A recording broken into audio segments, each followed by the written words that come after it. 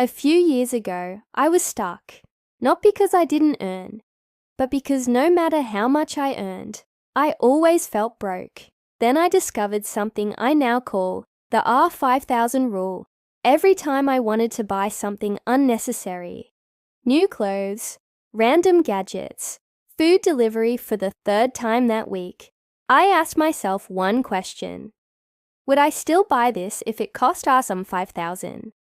Even if the item only cost $499, because Ask 5000 makes your brain pause. It snaps you out of autopilot.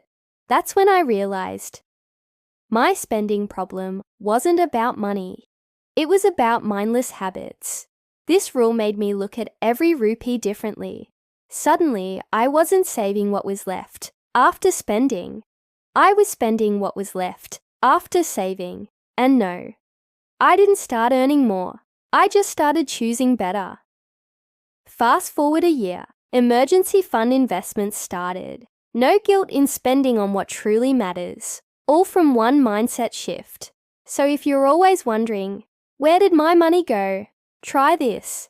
Before every purchase, imagine it costs for 5,000 dollars. If it still feels worth it, go ahead. If not, you just saved money without earning more.